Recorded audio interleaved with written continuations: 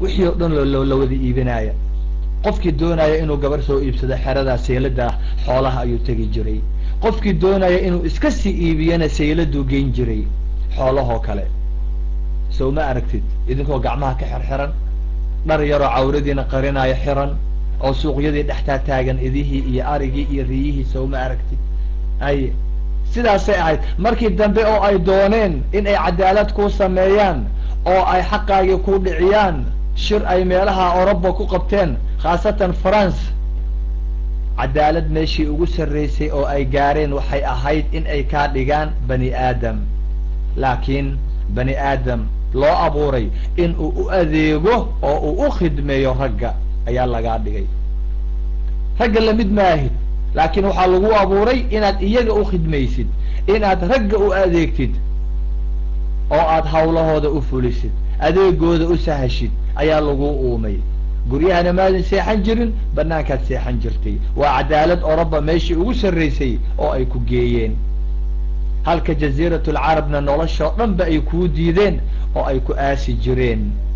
addoontii allah adigan kula hadlaaya xaqaagii markaa dabadeed ya adigoo adduunkan ku dulman, adduunkan ku xaqiran, adduunkan ma aragtaa amalkaagii iyo didiiladaadii uu dhammaaday, mustaqbal aadan meel u ogeyn, ayaa محمد ابن عبد الله ابن عبد المطلب ابن هاشم ابن عبد مناف ayaa xaqaagii u istaagay oo dhahay raggii hortooda ka yiri oo ka sheegay man ibtuliya min hadihi albanaati bishayin faaxsana ilayhina kuna lahu sitran min annaar.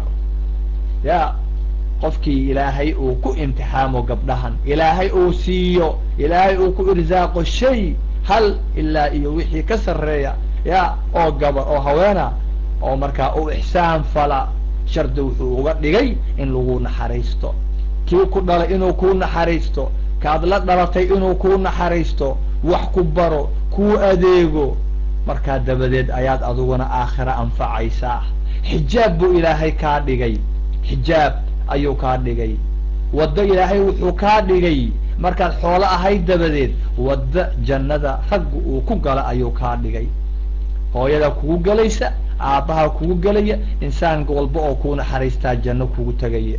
ay qiimi intaa ka badan cidda ku siinaysaa waa maxay?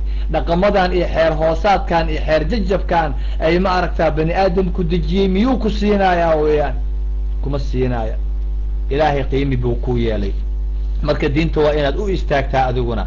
marka caadada xun waxaa kamid ahayd baanu niri ma aragtaa khamrigaa la cabaya, khamaarkaa la ciyaarayay oo meel walba ku fiday, gabdhaha la aasayay. waxaa kale oo kamid ah qatlu lawlaad, ilmaha oo la leyn jiray mutlaqan, raggooda iyo haweenkooda. maxaa loo dilayaa? waxaa loo dili jiray khawfan min alcaar, ceeb ayaa laga baqaayay. waxaa laga baqayay ma aragtaa gaaja laga baqayay, gaajo iyo abaar ayaa laga baqayay. way leyn jireen ilmaha yaryarka ah, raggooda iyo wiilkooda iyo gabadhoodaba way leyn jireen iyagoo baqaaya.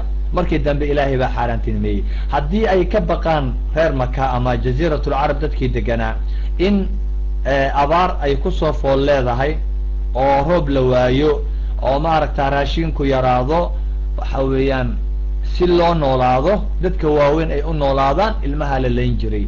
raggooda iyo haweenkoodaba way leyn jireen. caado ay ka sinaayeenna way ahayd. ilaahay isagoo ku canaananaya oo arrintaasna xarimaya ayaa suuradaha qaarkood uu inoogu sheegaya oo uu leeyahay walaa taqtuluu awlaadakum min imlaaq, walaa taqtuluu awlaadakum min imlaaq. gaajaha u dilina ilmihiina idinkoo ka baqaya gaajo, inaad gaajootaan idinka amaba iyaga aad u baqdaan oo aad ka baqdaan in aad weydaan wax aad siisaan ubadkiina, ha u laynina. irsaaqda idinka gacanta kuma haysaan, idinka iyaguba waxa irsaaqayo waa alle subxaanahu wa tacaala. irsaaqda xaggiisay ka imaadaa.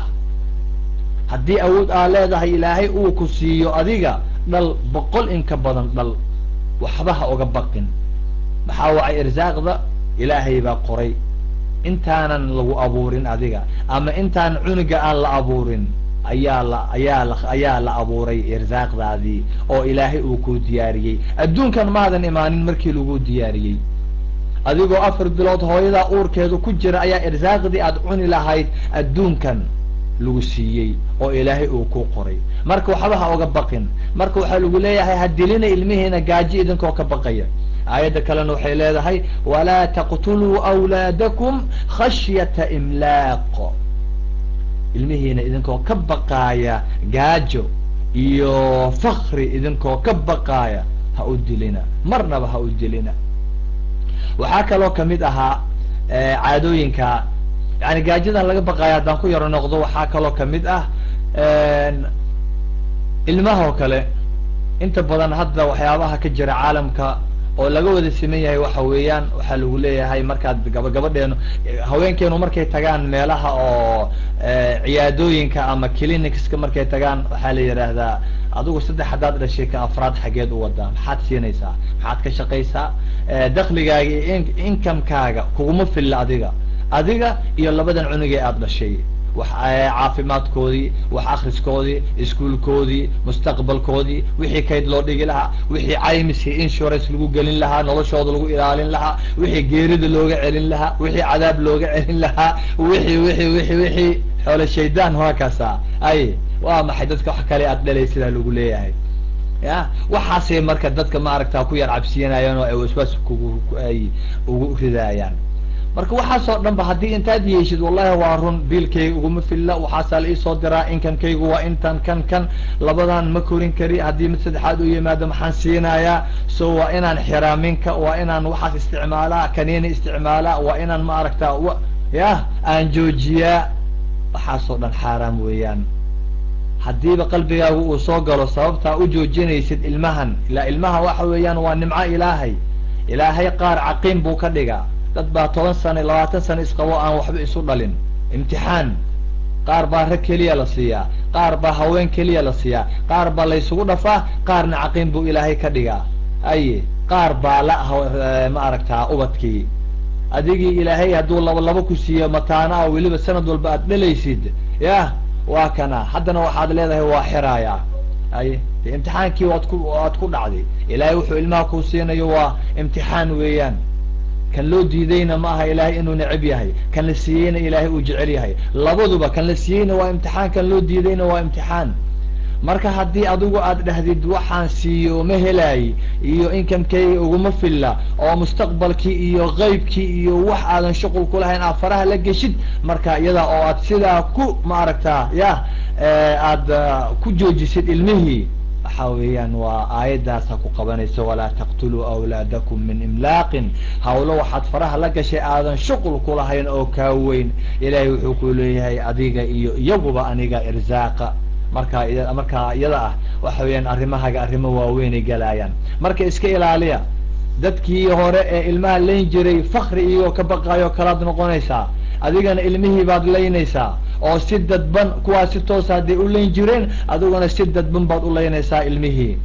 marka marnaba qalbigaaga yaanu gelin in maaragtaa waxyaabaha dadkan ay sheegayaan, klinigada ay sheegayaan, dadka ilaahay ka fogay jaahiliinta ay sheegayaan. marka iska ilaali. ko taada kale waxyaabihii kale ee caadooyinka xumaa ee jiri jiray waxaa kamid ah tabaruj الnisaa, haweenkii dharka inay dhigteen oo ay isqaawiyaan markay banaanka aadayaan. asturaadii in ay ka tagaan, asturaadii oo dhan inay ka tagaan oo ay ka fogaadaan. asturaadda inay ka fogaan jireen, dhar mayan qaadan jirin, ama dhar xunxun bay qaadanayaan, ama dhar jirkoodii ma aragtaa muuqday qaadan jireen, ama dharkayba gaabsan jireenba. teeda kale waxyaaba badan ay gacmaha, lugaha iyo dhaxda meel walba isaga xiri jireen. tallaabo markay qaadaba ma aragtaa khalkhaali balaayo, markaasay jabaq qofkii wadaado hoos u degan oo diintiisa iyo kitaabadiisa raacanaya xataa markuu dhawaaqaas maqlu ma aragtaa waa ayuu fiirin jiray. waa maxay waxaan agtaada, waa maxay jabaqdan agtaada iyo buqbuqdan agtaada ka yeeraysa, in la fiiriyay rabaan. tabaruj ayay samayn jireen haweenkii hore. قرآن كواتن وكهض لا يؤوليه وقرن في بيوتكن ولا تبرجن تبرج الجاهلية الأولى ورهوين يهو جوغا قريهنا جوغا وكوئك هذا قريهنا رقا إذين سو شقين يو بنانك آذي جوغا هدي لكن دن أي ماركتا أي إذين يردو أو ظروفتا أي إذن كلفتو أو أدرتان وحبرشئين آدان وحصو أخرستان أما حاجة ديالتان وأد بنانك دونتان إن آدان ولا تبرجن تبرج الجاهلية الأولى جاهلين تيهوري ما قبل الإسلام sidii ay banaanka ku aadi jireen iyagoo qaawan oo dharla sidaas oo kale ha ku bixina oo waa maxay dhar khafiif ah xiranina dhar gaagaaban oo jirkiini iyo cawradiini iyo maaragtaa muujinayana maaragtaa ha qaadanina timaha ha qaawinina diracan beer qariiha xiranina bahashan xunay funaanada ee saddex jirka ilmaha yar yar ee qaadanayaan islaantu weyn yaanay qaadanin gabadha gashaantida ayaanay qaadanin bahashan hoos loo jiidaya hadi jeer bahalka xunay jeeniska ee un ku dhigan ee koobka muujinaya iyo baryaha waxaas ha qaadanina waa tabarruj aljaahiliyah alula weeyaan waa dharkii jaahiliga dharka imika aad ku faanaysaan ee qaaliga ah ee adduunkii oo dhan buuxiyey ee gabadha meesha ugu wanaagsan markay aadaysi iyo shirarka markay aadaysi aroosyada dharka ay xirato oo ay ku faanta iyadoo weliba mutacalimad reer magaalada iska dhigaysa waa dharkii jaahiliintii hore ay qaadan jireen weeyaan bal fiiri ibliiska wuxuuna baday eeg in aanu maanta ku faanno dharkii jaahiliinta ay xiran jireen ya jasiiratul carab laga xiran jiray dharkaasaa maanta aan ku faanayna wazayana lahum ash-shaytaanu a'maalahum weeyaan يا كل حزب بما لديهم فرحون وحاني مركو كفرحسينا وين كينا شارحونو قابن oo laba gulus leh iyo bahal jiinis oo ku dhigan iyo kaba qoobiya dhaadheer afkii guduudan dawaca dhig soo cabtay aad moodid waxa saamaanta la faraxsan oo ay ku faraxsan yihiin oo ay isugu faanayaan gabar walbo aragta markaas waxay leedahay abay wallahi ma sha Allah wallahi dharkan waad ku baxaysaa dharkan adiga un baa lagu sameeyay xageed ka soo iibisay waa imisa iyadoon inay soo qaadatay doonaysaa qudwaad noqonaysaa markaa iyada ah qof walbo dharkaas arka dambigiisa waxa weeyaan adiga is qaadanaya qof walbo kugu daydo kaaga dayda dharka inuu xidhana